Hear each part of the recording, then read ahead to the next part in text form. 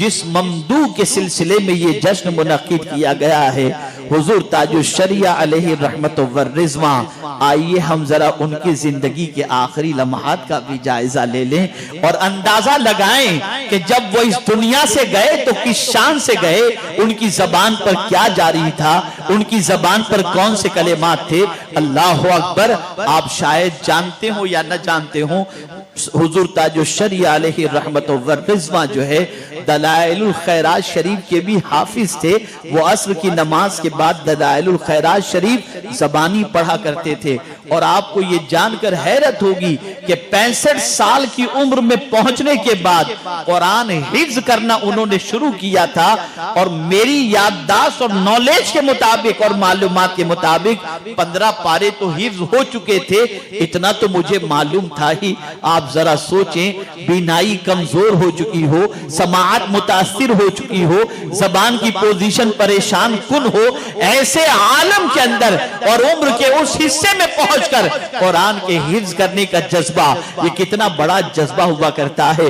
आइए हम देखें हुजूर ताजुश शरिया अलैहि रहमत व रिज़वा के विसाल के वक्त उनकी सिचुएशन क्या थी, उनकी कैफियत क्या थी। तो अल्लाह अकबर। यहाँ एक बात मैं अर्ज कर दूं, शायद कुछ लोगों को बुरा भी लगे और शायद कुछ लोग मेरे सिलसिले में प्रोपेगेंडा भी करें, लेकिन मैं उससे बेनियाज होकर के कुछ बात अर्ज कर देता हूं। और वो ये है कि कुछ लोग ताजुश शरिया की शख्सियत को मनवाने के लिए उनकी नमाज जनाजा में शरीक होने वालों की तादाद पेश करते हैं।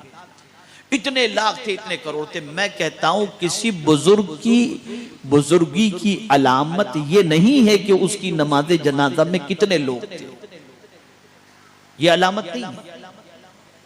अगर यही अलामत है तो मौला अली रदी अल्लाह ताला अन्हु की नमाज जनाजा में 7 लोग थे और एक रिवायत में कि 3 ही आदमी थे।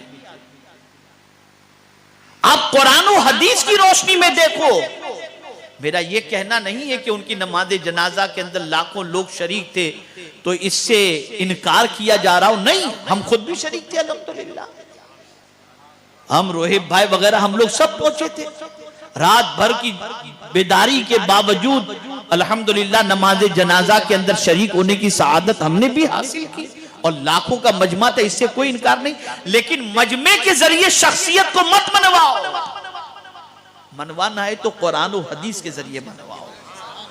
और कुरान और हदीस की रोशनी में आप देखें, हुजूर ताजुश शरिया अलैहि रहमत व रिज़वा का जब विसाल हुआ, वक्त कौन सा था और उनकी ज़बान पर आखिरी कलेमात क्या थे, इसे समझो। मगरिब की अजान शुरू होती है, वो अजान के कलेमात को दोहराते हैं और जब मौज़िन आखिरी कलेमे पे पहुंचता है, ला इलाहा इल्लल्लाह, अल्लाहु अकबर, ला इलाहा इल्लल्लाह, तो हुजूर ताजुश शरिया अलैहि रहमा यहां तक पहुंचने के बाद फिर ला इलाहा इल्लल्लाह की तकरार ही करते हैं और रूह परवास कर जाते हैं, रूह परवास कर जाते हैं। यह है खातिमा बिल खैर।